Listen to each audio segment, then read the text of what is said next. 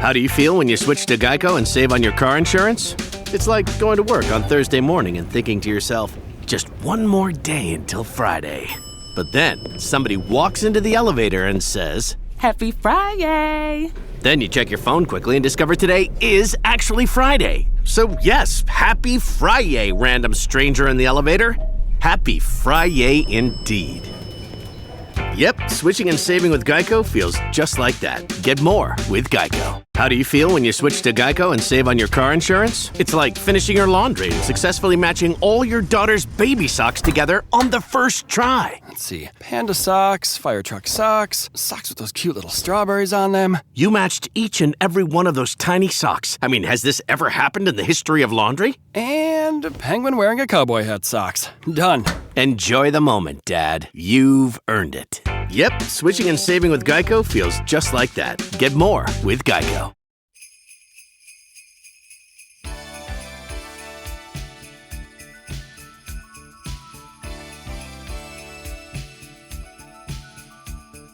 Our 6th hour of classic radio theater shows brought to you by Mount Wheeler Power continues here on KELY with an episode of the George Burns and Gracie Allen Show. This goes back to the day after Christmas of 1946, and it has to deal with Christmas presents. It's George Burns and Gracie Allen.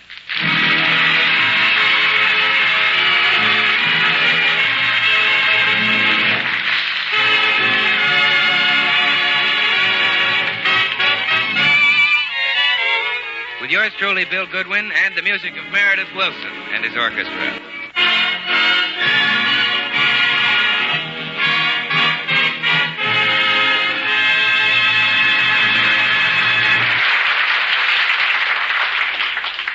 'Twas the day after Christmas, and in the Burns house, not a creature was stirring, not even a mouse. Oops, my mistake. George is stirring.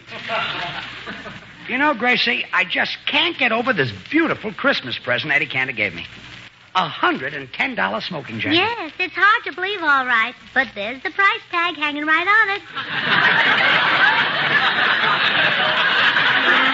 That was probably an oversight on the part of some clerk. Eddie would die if he knew it was on there. Well, then why does his card read, Merry Christmas from Eddie Cantor, who paid $110 for this jacket?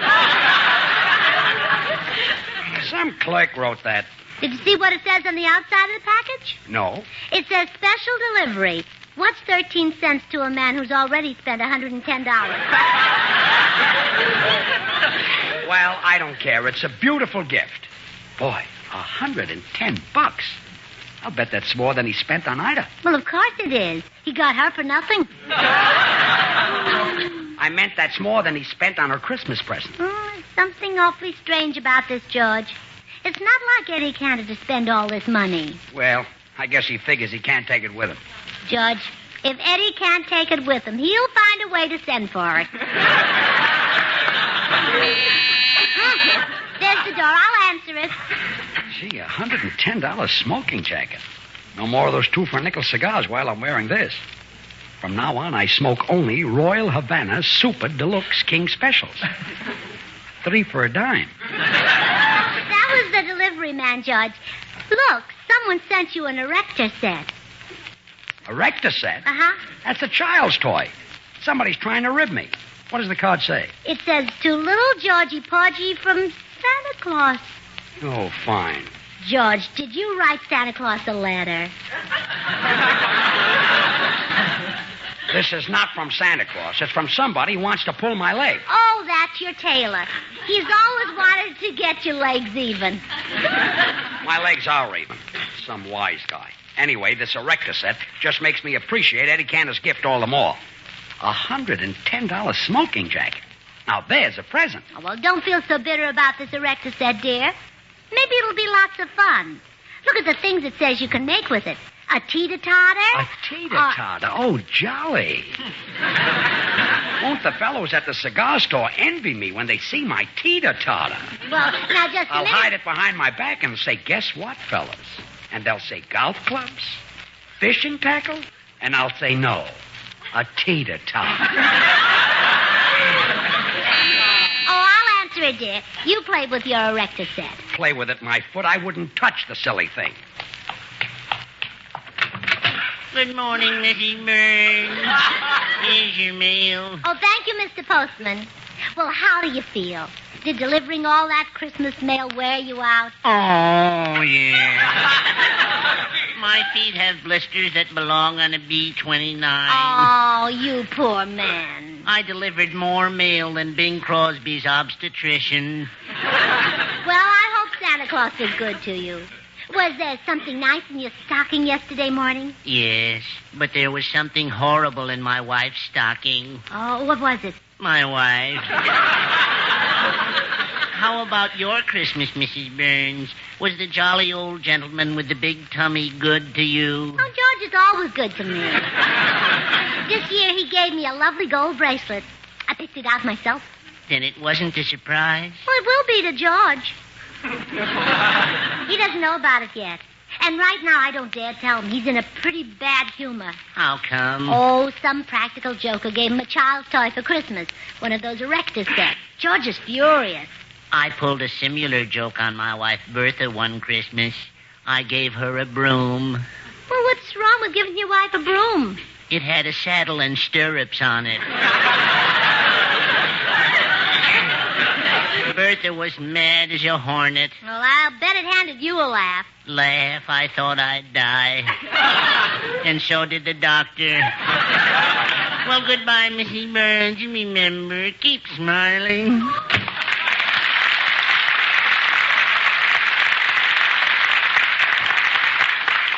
Oh, not much mail, George. Just a few late Christmas cards and... Why, George! I made a teeter-totter. And I did it in 6 minutes flat. Oh, I'm proud of you, darling. Only 6 minutes?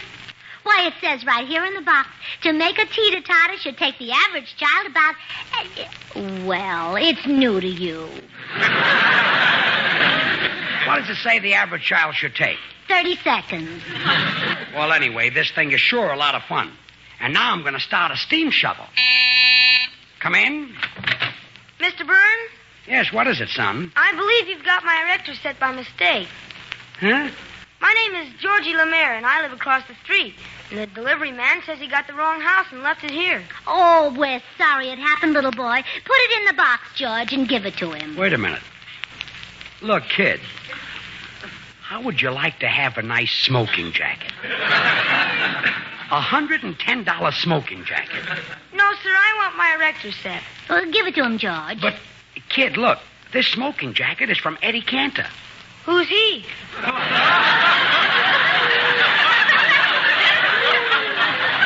Who's he? Tell him, Gracie. Why, Sonny, Eddie Cantor is the man who... He tells all those... He's the biggest... Give him the Erector Set. Now, look, kid, can't we make a deal? This is a beautiful smoking jacket. I want my Erector Set. Oh, all right. But let me finish the steam shovel first. By then, he'll be old enough for the smoking jacket. Never mind. How about it, kid? I want my Erector Set. Now, look, I wouldn't want to use force on an 8-year-old. But I'm going to finish that steam shovel if I have to throw you down and sit on you. No, you're not. You give me that. Now, let go of that. Give me Let here. go. Let go. Let go. Oh, shame on you, you bully. You let him up this instant. There. Now, you take your Erector Set and go home, Sonny. Did he hurt you, George?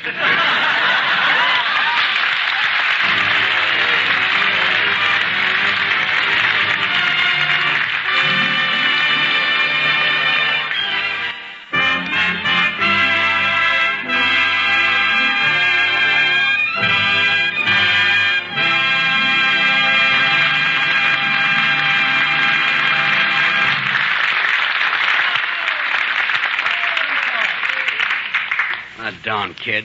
He would have to come after his Erector Set just when I was getting interested. Oh, well, never mind, dear. You'll get over it. But I wanted to finish that steam shovel. Oh, well, there. Mama will make some ice cream and let you lick the dasher. Oh, stop. Just because I happen to enjoy building things. Come in. Hello, all. Hello, Meredith. Hello. Well, what's wrong with him? Somebody took away his Erector Set. Oh, well, George, I don't have an Erector Set, but I'd be glad to lend you my set of tiddlywinks. Although it's not quite complete. Look, Meredith. All the winks are there, but in the excitement of a recent game, I broke my red tiddly.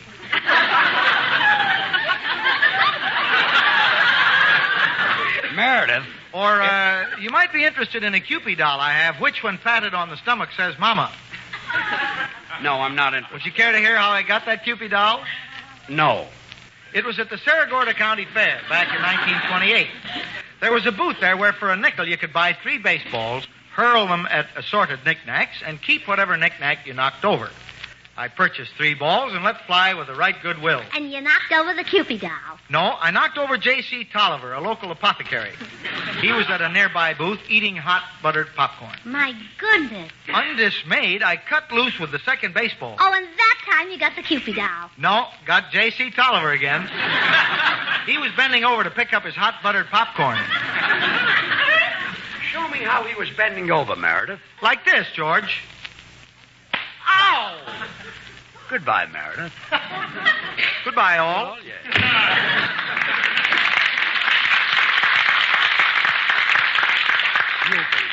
Tiddlywinks. All I want is an Erector Set so I can build a steam shovel. And unless you get one, there'll never be an end to this. You wait here.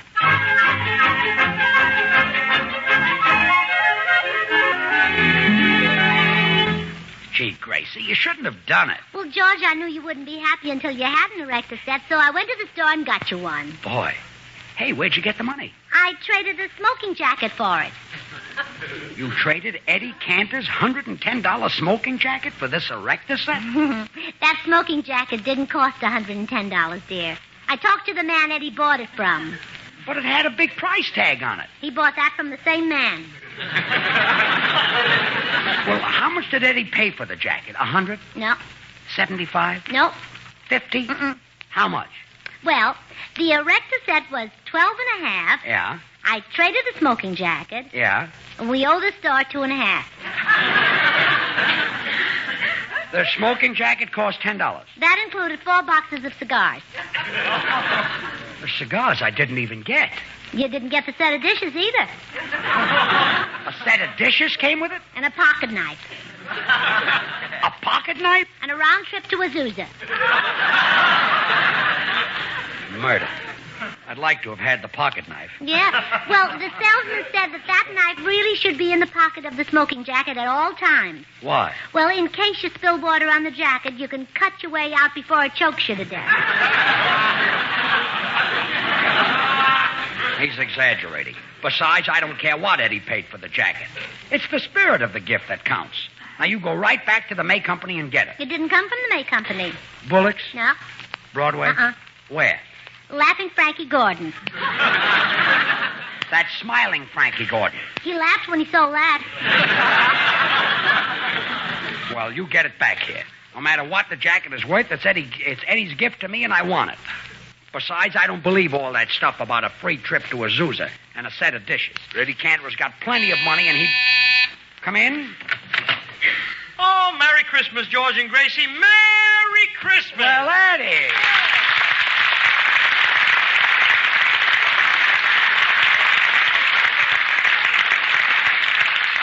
Eddie, you're a day late with your Merry Christmas. I know, Gracie. I got caught overnight in Azusa.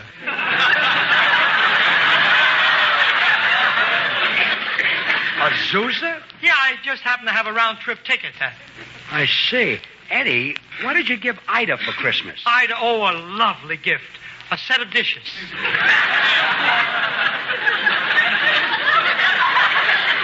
I thought so.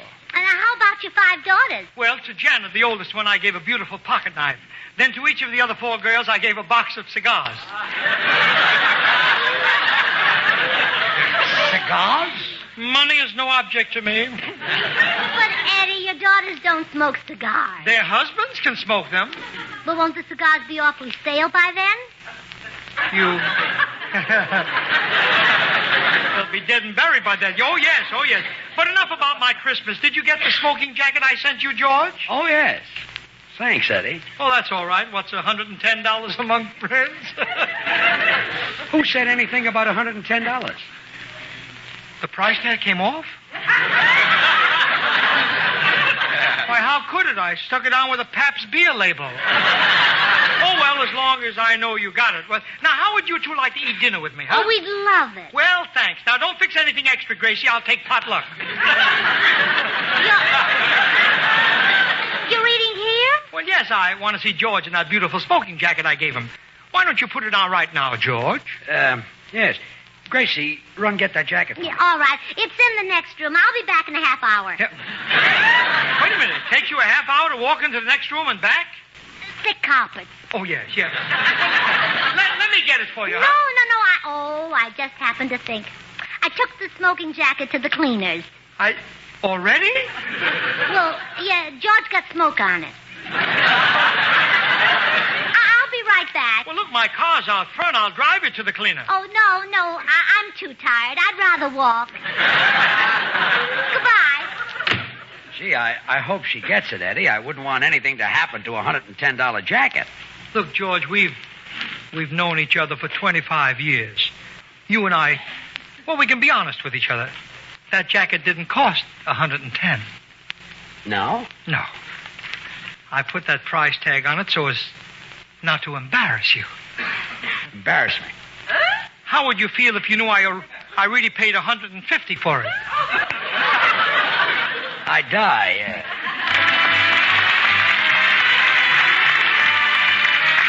They say it's wonderful. Our nomination for the best song of 1946, Meredith Willson and his music.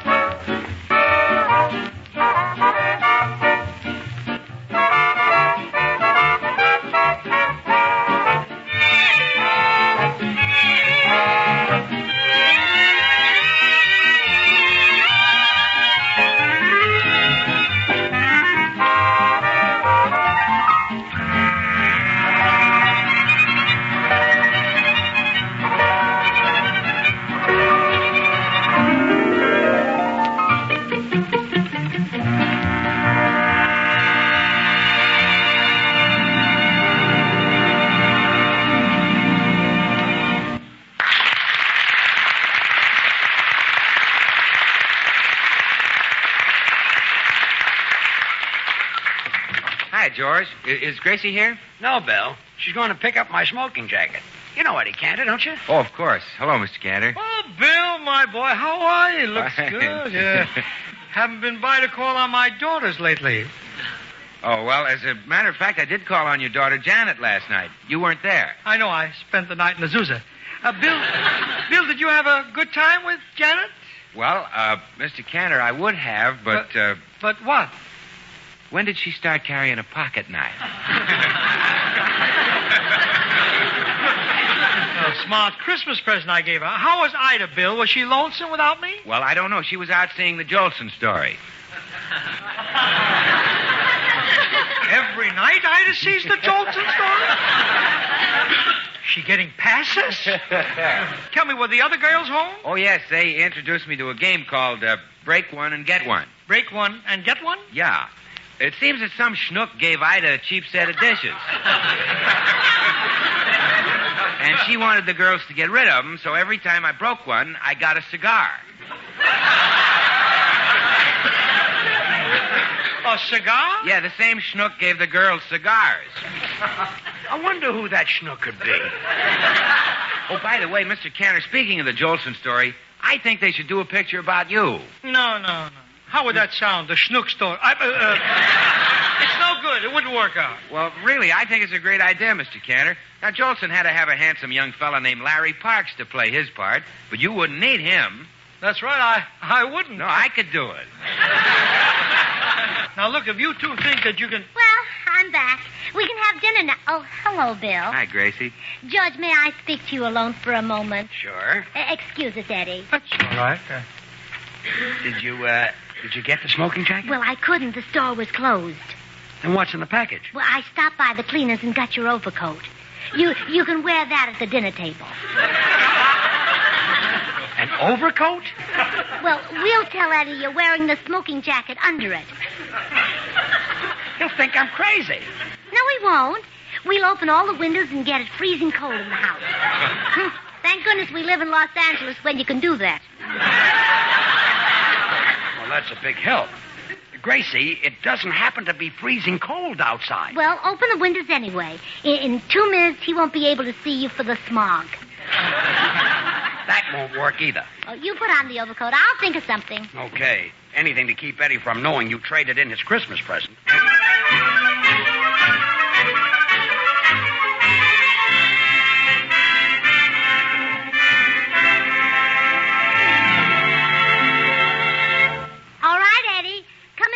Room. Dinner's on the table. Oh, swell. I can't wait to see George in that smoking jacket. Well, there he is.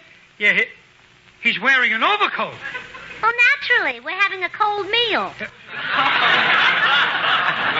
Yes, I'm very sensitive to heat and cold. What does he wear when you have a hot meal? I don't know. Ladies aren't allowed. You like this meal, Eddie? Sliced bologna, cold chicken? Yeah, the chicken's another reason for the overcoat. It saves wear and tear on the tablecloth. How? Well, he can stick the bones in his pocket. It's neater that way. Chicken, Eddie? Thanks. It seems a shame to cover up a $200 smoking jacket. The last time you mentioned the price, it was $150. What a memory. Well, there were a few extras.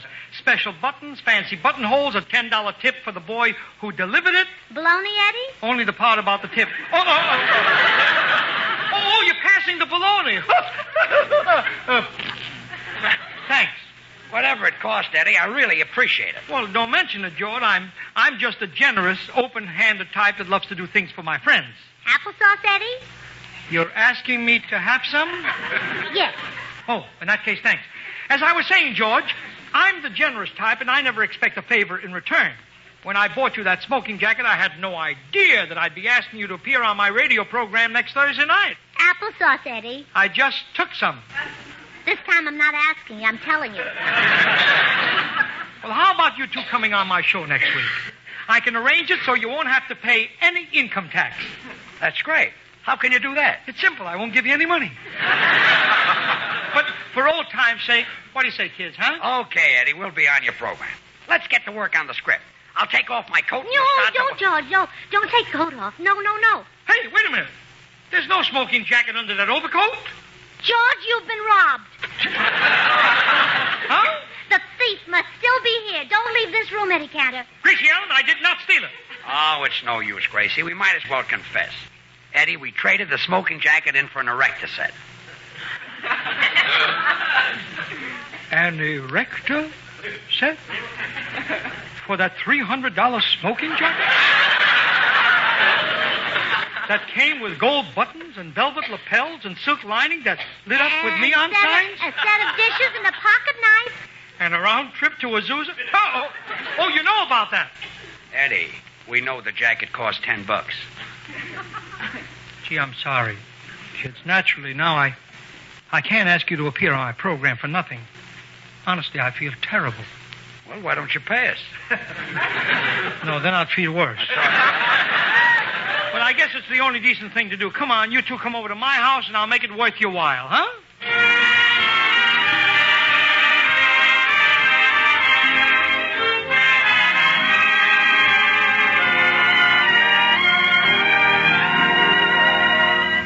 Well, thanks again, Eddie. Not at all, Gracie. I'll see you and George on my program next Thursday night. Goodbye. Goodbye, Eddie. Goodbye, children. Well, Gracie, what did Eddie give you? George, I'll never have to ask you for money again. You won't? No. Whenever I want some, I'll just pull this pocket knife on you. Oh.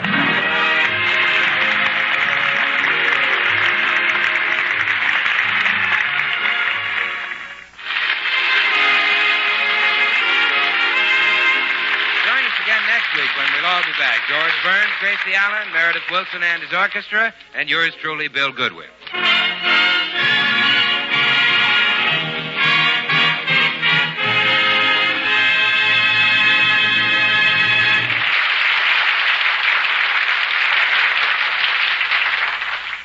And that goes back 78 years, December 26th, 1946. George Burns and Gracie Allen on your Mount Wheeler Power annual Christmas special here on KELY 1230 AM and 98.5 FM. We'll be doing this until 10 o'clock tonight, so keep it right here.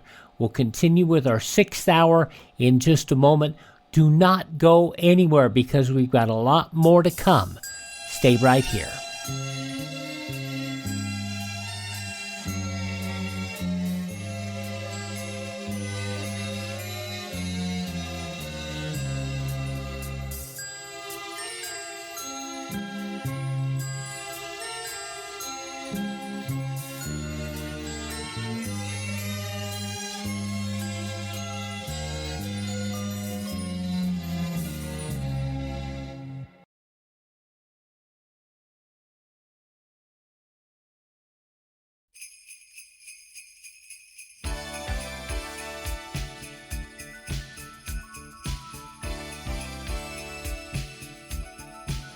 This is Shelley Watts, Member Services and Communications Manager at Mount Wheeler Power. As I sit here indulging in the nostalgia of these classic radio shows, I find myself reflecting on the years past at our cooperative. What truly stands out are the incredible individuals I've had the privilege to work alongside who have witnessed decades of evolution and advancement. The camaraderie goes beyond mere professional association, often resembling more of a family. We celebrate together, we mourn together, and support each other, be it mending a broken fence or devising a complex spreadsheet. Each member of our team is eager to share their expertise, a philosophy we extend to our valued members. I've seen firsthand the lengths our staff will go to assist, whether it's jump-starting a stranded member's vehicle, reuniting a lost dog with its owners, or delivering a Christmas tree to a family in need. Our team is always ready to lend a hand. I often find our teams collaborating on solutions for our members. Their dedication, work ethic, and drive for innovation keeps us at the forefront of emerging technologies, resources, and procedures, allowing us to best serve our members. Providing excellent customer service is a top priority for all.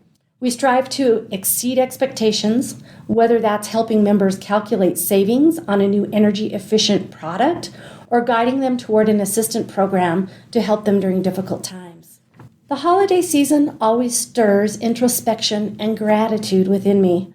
I am perpetually thankful for the fantastic team I interact with daily. Now, let's return to the timeless pleasure of radio shows brought to you by Mount Wheeler Power. Thank you, Shelley. Now, a very special presentation of the CBS Radio Workshop. This episode was originally broadcast 68 years ago, December 23rd, 1956, and it is the story of Silent Night. It's entitled All is Bright.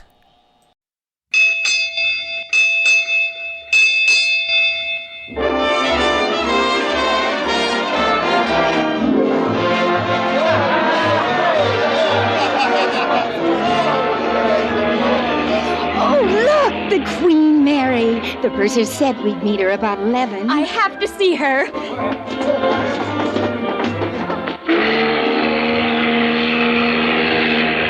Those lights. Impressive, isn't it? Like a phosphorescent water bug. Oh, much prettier. I suppose they are having a ball, too. Oh, isn't it thrilling? Christmas Eve, in the middle of the Atlantic Ocean.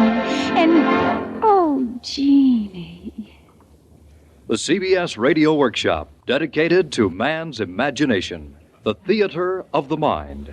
Today, All is Bright, a simple story of a simple song, which from long-lost beginnings, through the help of a persistent king and a melodious bird, trained by a truant schoolboy, developed into the world's most beloved expression of the spirit of Christmas, the feast of men and women of goodwill, and especially of children.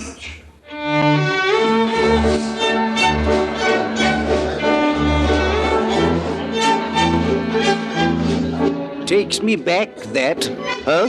I beg your pardon? I said it takes me back, that waltz. Quite a way, I'm afraid. Oh, yes. Yes, still, you're not playing it right. Oh? In what way? Not enough spirit, not as the Viennese thought of it. They are playing it as an English waltz, I suppose. Ladies and gentlemen, this, as you know, is Christmas Eve. So, on the eve of this, our greatest of holidays, we will play a melody which I am sure you all know. Play, boys.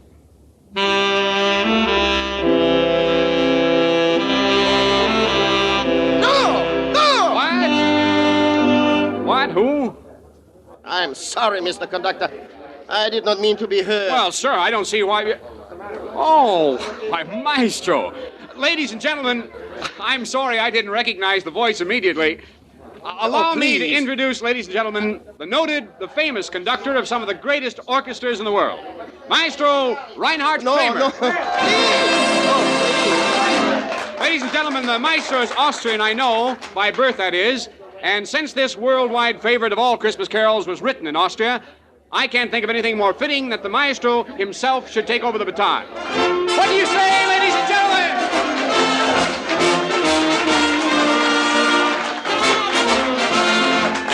Go on, old boy. It will be an honor, sir, something all of us will remember. Well, if you insist, so... Thank you, ladies and gentlemen. There's a guitar in your band, Mr. Woodson, sir. Here, maestro. Thank you.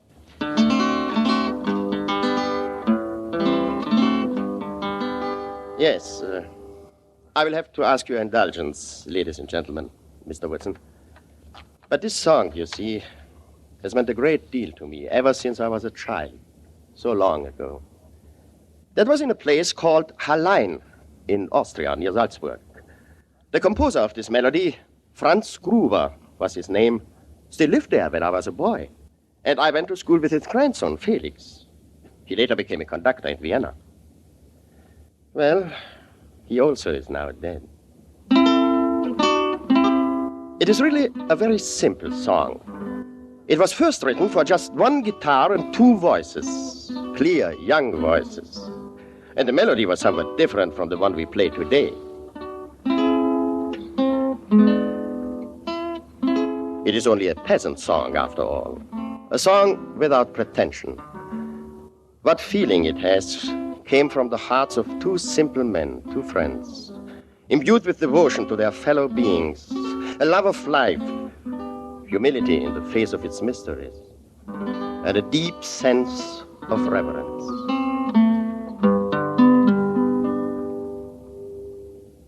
I say, old boy, why not tell us the whole story? My reliable British friend, of course. Well, this was in, now let me see, yes, in 1818, just a short while after the Napoleonic Wars. There were two men who met several times a week in a small village near Salzburg called Oberndorf. The local priest, Father Joseph Mohr, and the schoolteacher. The two used to sing and play the guitar together, and the schoolteacher always helped the priest out on Sundays by playing the organ in the village church. Christmas, of course, was the most festive season of the year, and no one for miles around ever missed the Christmas Eve midnight mass in Oberndorf. But on the day before Christmas, 1818, there was an unexpected disaster.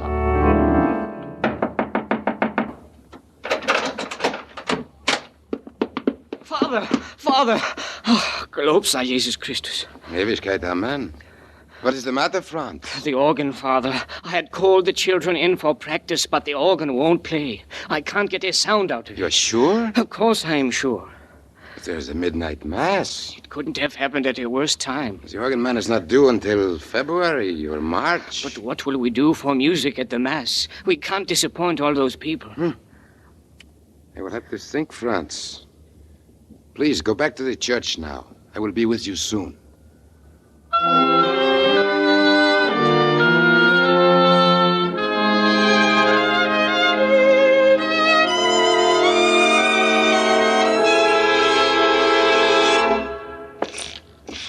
It's no use.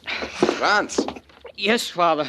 I can't make it work. It is all right, Franz. I have had an idea. Here is a little poem I have written. You think you could put this to music?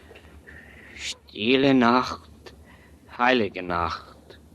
But we have no organ, Father. Well, we still have our guitar. Ah, you mean we'll use the guitar? The guitar and 2 voices, perhaps. That may be all we can count on. You and me. Yes. Let me see. Alles schläft, einsam wacht. We don't have to do the singing, Father. There are 2 girls in the choir with the sweetest voices we have ever had. And within a day, Franz Gruber had indeed set Father Moore's little poem to a simple yet beautiful melody. This is what the people of Oberndorf and the nearby mountain farms heard that Christmas. A melody so touching and so easily grasped that all the other children in the church quickly joined in.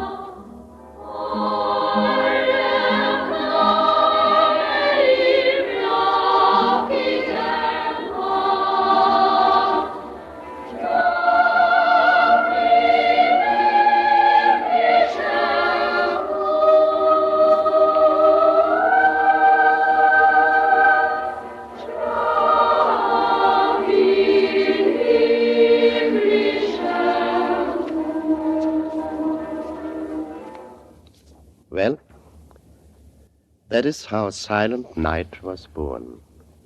But there's more to it. First of all, there are the mice. The mice? Yes, the mice. And then there's a bird in the story, too.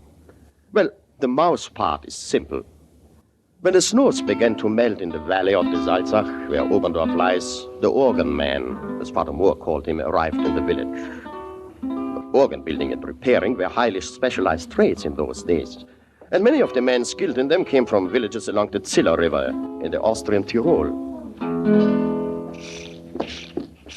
Well, Mr. Mauracher, nothing serious, I hope. Nothing serious, Father. It's just that you don't seem to feed your mice very well. They ate out a whole section of the bellows the size of a silver thaler and then built a nest inside. I cleaned out the mice and put a patch on the hole. You want to try it out? Oh, Mr. Gruber here plays the organ for me. Franz? Of course, Father. I'll try our new Christmas carol.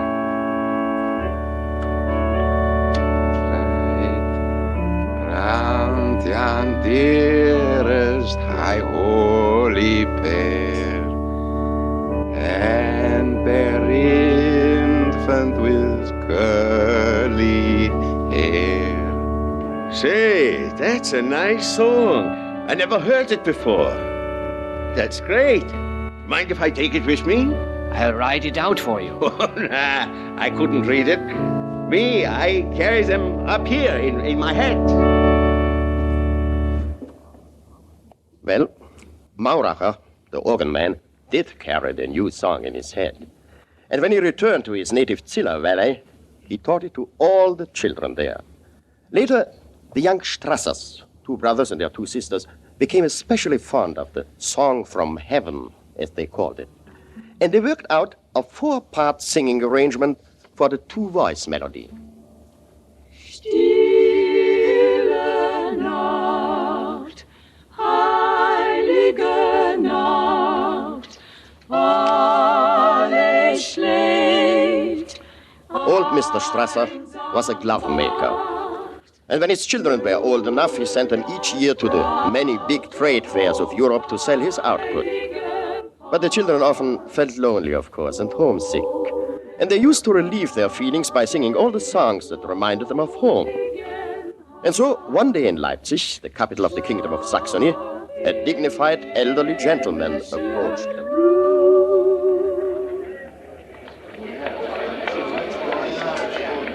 Don't be alarmed, children. My name is Pullitz. I am, in fact, I am the Director General of Music of this Kingdom of Saxony. Yes, sir? I like your singing, especially that last one you sang. The Song from Heaven. What was that? The Song from Heaven. We call it that, the people in our valley. Oh, and where might that be? In Tyrol. We are Austrians. Oh, a Tyrolean folk song. Well, children, I want to ask whether you would be interested in singing for me at a concert.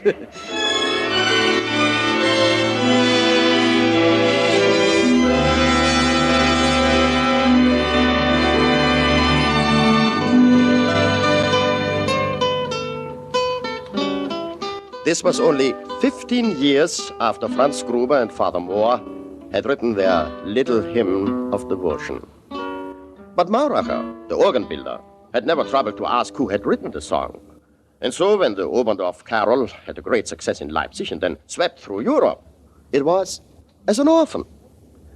Another 20 years later, King Frederick Wilhelm IV of Prussia heard the melody during Christmas Eve services in the Berlin Cathedral. He called for the royal concertmaster.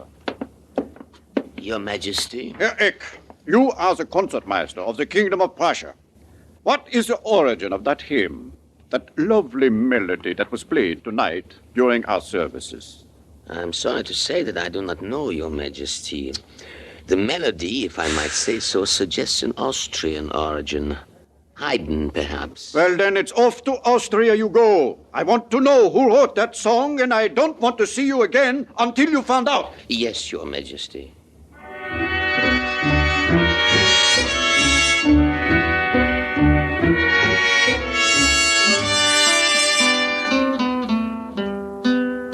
Well, the Prussians are a determined people. And the royal Prussian concertmaster soon was on his way to Austria. To Vienna first, of course. It was then the musical capital of the world.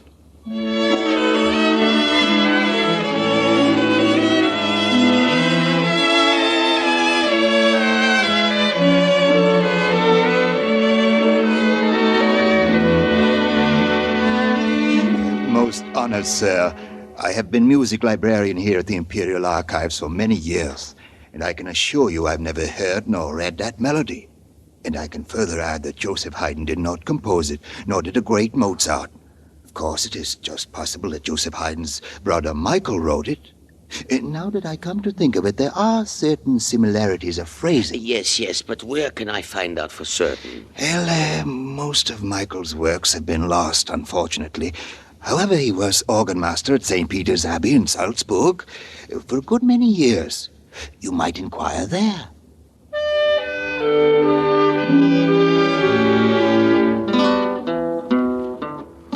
On went the Prussian concertmaster Ludwig Eck. But in the length and breadth of Austria, he could find no trace of the song, or of anyone who might have composed it. The Berlin concert season was coming up, and so, one day, Concertmaster Ludwig Eck, miserable over his failure, reluctantly took a coach back to Berlin. He stopped at the inn in Bavaria on his first night after leaving Austria and composed a letter to the publishers of the official Prussian hymn book.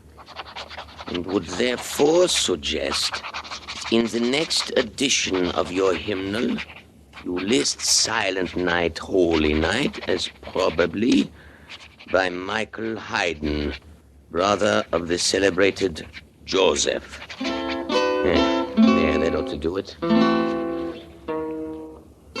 By next morning, though, Ludwig Eck had recovered sufficiently from his disappointments to stop by in the dining room of the inn for a hearty breakfast. Now then, after the soup, a few eggs, perhaps, and some of that wonderful bacon of yours. And then, yes, a half chicken, and a stein of beer, of course. That bird! Sir? That bird, my song. He has my song. Oh, I am sorry, sir, but I am not responsible. He was singing when I got him. Yes, man, yes. But where did you get him? A traveler left him here, sir. Now, never mind that. Where did he get him? A man came from Salzburg, sir. He did say that he had bought the bird from someone at St. Peter's. St. Peter's in Salzburg. So it was Michael Haydn after all. Tell my coachman we are not going on to Berlin. We're going back to Salzburg, St. Peter's Abbey.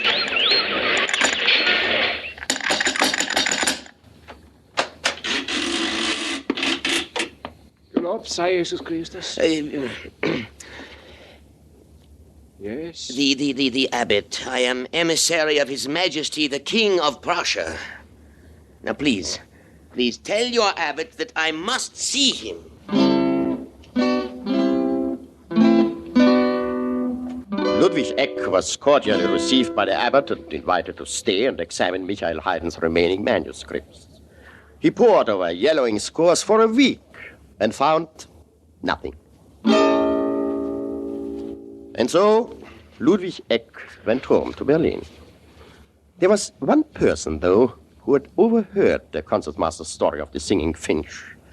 Ambrosius Brennsteiner, who had himself studied at the Abbey School and was now choir inspector of the Salzburg district.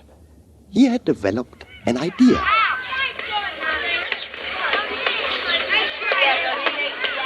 Let's see now, the first two windows, that would be the 5th class. No, probably not that old. The next two, the 4th. I don't think so, but let's try it anyway. I hope I can still whistle.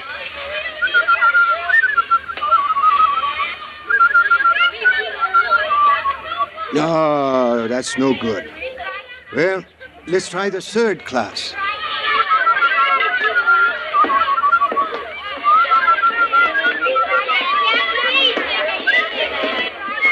Hey, Felix, your bird is back.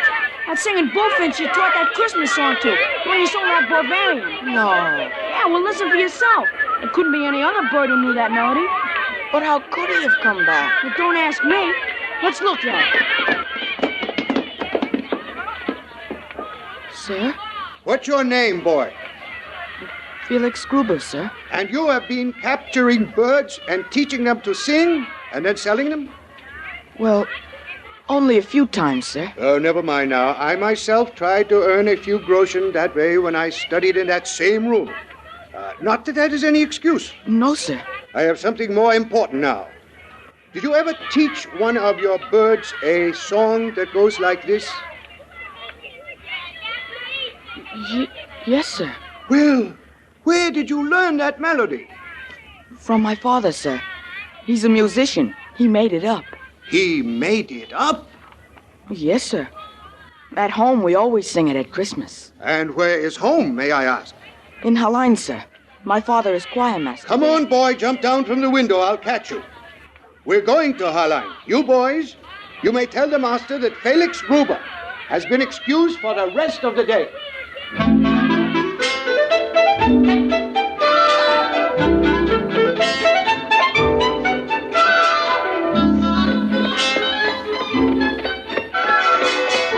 Just to the right down the street, sir. That White House. I hope your father is at home. Oh, he's always home, except Fridays and Sundays.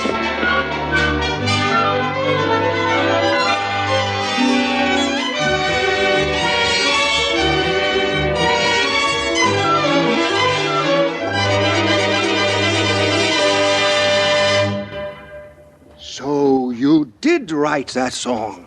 Only the melody, Inspector. My friend, my very great friend, Father Moore, wrote the words. He died about 6 years ago in Wagram. Do you still have your original manuscript? Original? I don't know. It was so long ago, and the song was such a little thing. I would have to ask my wife. Marie? Never mind now. You will find it later. But that little song of yours has gone a long way in the world.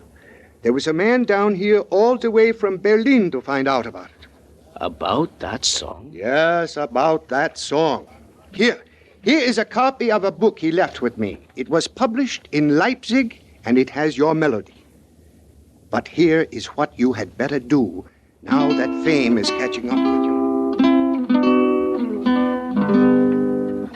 Well, that's almost the end of my story, ladies and gentlemen.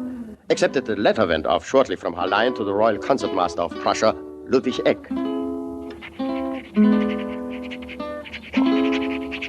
Authentic history of the composition of the Christmas song, Stille Nacht. And since this song subsequently appeared in a collection in Leipzig in a somewhat changed form, the author begs to submit a copy of the original music. Hoping that my essay will suffice, I am, with veneration and high esteem, your most obedient servant.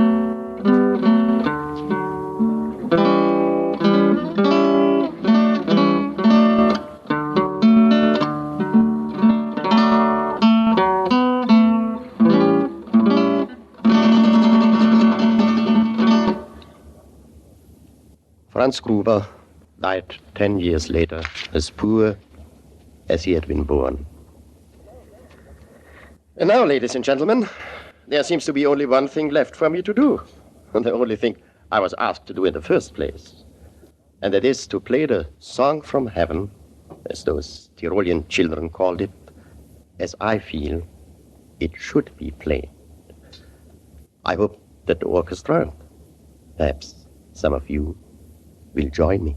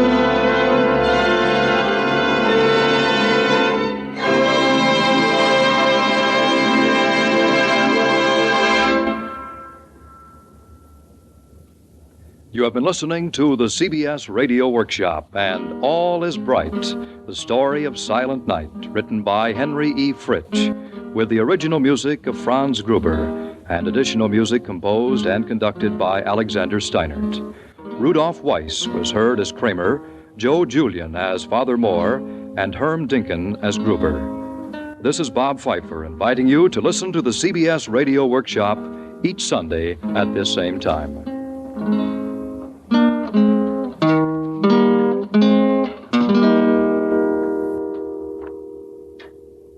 Stay tuned for Suspense, which follows immediately over most of these same stations. America listens most to the CBS Radio Network. 68 years ago, December 23rd, 1956, the CBS Radio Workshop. Speaking of suspense, you'll hear Raymond Burr as a very bad guy in an episode of Suspense, but that will be coming up in just a few minutes here. That's hour number 6. 4 more to go right here on KELY as the Mount Wheeler Power Christmas special continues.